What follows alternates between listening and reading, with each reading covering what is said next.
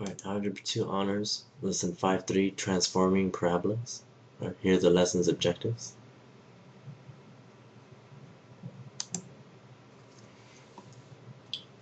Alright, now let's review something real quick that we did back in chapter 2 when we were graphing absolute value functions. Let's say before, when we had an absolute value function, for example, x minus 3, alright, plus 1. Alright, remember we found the vertex of this. Alright, the vertex would be, you take the opposite sign for the x, so it would be positive 3. Alright, for the y, you keep the same sign, so it would be positive 1. Alright, and then we would plot the vertex of 3, positive 1. Here's our vertex for the absolute value function. And then if the a value was 2, then meant we moved over 1 and up 2, and over 1 and up 2. And we could keep on moving over 1 and up 2 if we want, because this is linear, right? Because it's linear. And then we would graph, connect all the lines, and then remember an absolute value function was our symmetrical, so we can move to the left 1, up 2, left 1, up 2, left 1, up 2, and this would be the other side of our absolute value function. Okay. Now to graph a parabola, the process is pretty much the same, pretty much the same, except for one minor detail. Now you notice the vertex form of a quadratic. In lesson 5.2 you learned about standard form. This is called vertex form of a quadratic. So an example with numbers would be y is equal to 2, parentheses, x minus 1 squared,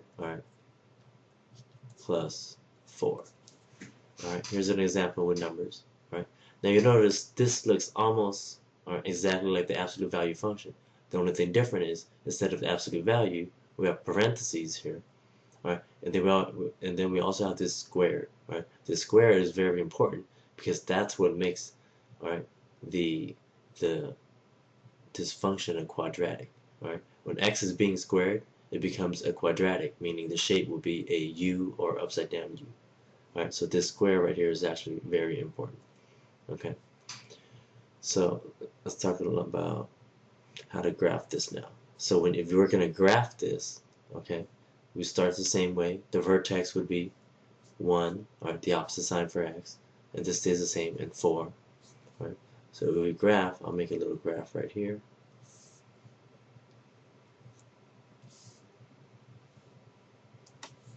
So 2, 3, 4, 5, 1, 2, 3, 4, 5. So our vertex is 1 and 4. So there's our vertex. Let me make some more dash marks.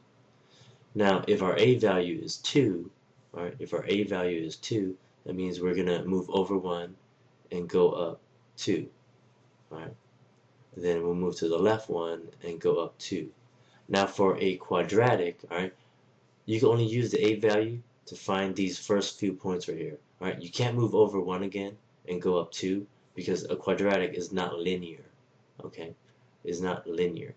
So the a value for a quadratic, it will only give you the first, the first points, the first right and left points from the vertex. You move over 1 and up or down however many. So since it's not linear, you can't just keep on moving over 1 and up 2 again. That won't give you the correct shape of a parabola. So then try and make a u as best you can. And that'll be your parabola.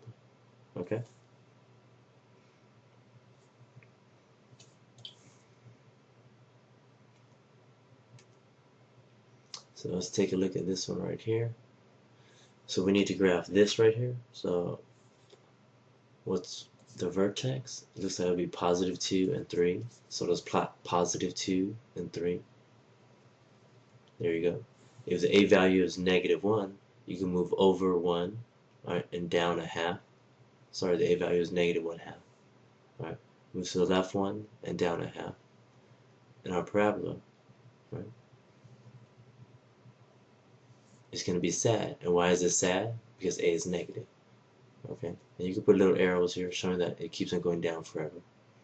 Alright, so remember, keep in mind, when we're using the a value, all you can find is this first point from the vertex. We move over one, and down, a half. You can't move over one and down a half again. That's not going to work. It won't be correct because a parabola is not, it's not linear. Alright, let's try another one. Alright, let me make another example real quick. Let's see, we have y is equal to 1/2 parentheses x minus 1 squared minus 3. Alright, so our vertex would be 1 and -3. So 1 and -3, there's our vertex. Our a value is 1/2, so we'll move over 1. Alright, we'll move over 1 and up 1/2. Move over 1 and up 1/2. Right? And then there's our parabola. It's happy. Right? As long as you show me the vertex, where the vertex is at, and the first points to the right and left, alright, that's fine. Alright, just remember, we can't move right and go up 1/2 again, because that would be incorrect. Alright, because a parabola is not linear. Alright.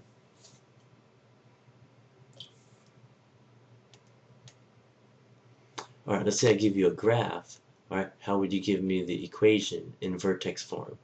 Alright, so use this graph to write the vertex form of the equation. Now, remember, vertex form, y is equal to a parentheses x minus h squared plus k. So remember, h and k was the vertex. Alright, so the vertex here is 3 and 4. Alright, so when I start this, alright, let's not worry about the a value yet. So it'll be x. Now, if this is positive 3, remember, we take the opposite sign. So you're going to put -3 squared, and then k is positive 4. Now let's find the a value. The a value, you move to the right one, just keep on going down until you finally touch the parabola. So it seems like we went down 2. Right? It seems like we went down 2. So the a value would be -2. Right? Now remember what I told you about how a parabola is not linear? You notice if you move over 1 and you go down 2 again, we're not touching the parabola because the parabola is not linear. Okay? If it was an absolute value function, alright, then we can move over, alright, and go down 2, and we would touch another point, alright, on the absolute value graph. But it doesn't work that way with a parabola. Okay? You can only get the points, the first points right and left from the vertex.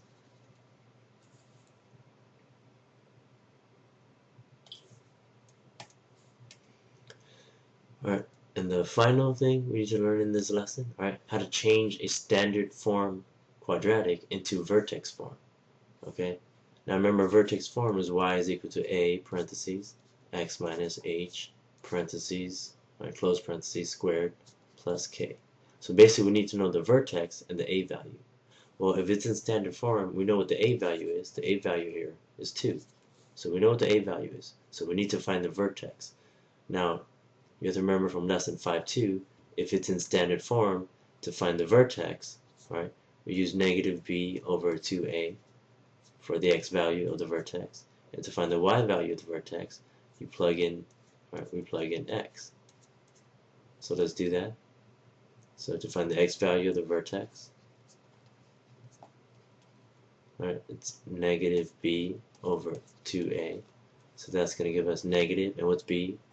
10 in this case, over 2 times 2. So we're going to get -10 over 4, which reduces to, simplifies to, -5 over 2. Alright? And if it's an improper fraction, just keep it improper, that's fine. So our vertex, alright, x is -5 over 2. Now we need to find y. To find y, alright, we need to plug it in this problem.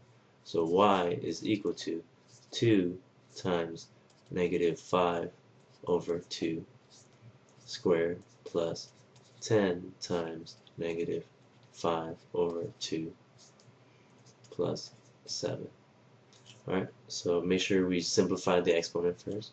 So we'll have 2 times the square of this, so that'll give us 25 over 4. Right, over here we could cross cancel. So +5 times -5 will give us -25. plus 7. Over here, let's cross cancel.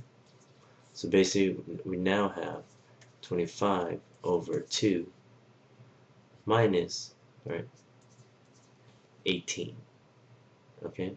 How do we get 18? Well, negative 25 plus 7 will give us negative 18. Now, we need to get common denominator since they're fractions. So common denominator is going to be 2. So you multiply by 2, we're going to get 36. So what's 25 minus 36? That's going to give us negative 11 over 2. Right? So this is the y value of the vertex, negative 11 over 2. Right? Now that we know the a value and the vertex, what's going to be our equation in vertex form? It'll be y is equal to, the a value, which is 2, parentheses x. Right? If this is negative, remember you're going to have to do the opposite for x. So it'll be positive 5 over 2 squared. Don't forget the square. Then y is negative 11 over 2. And you keep the fractions improper, that's fine.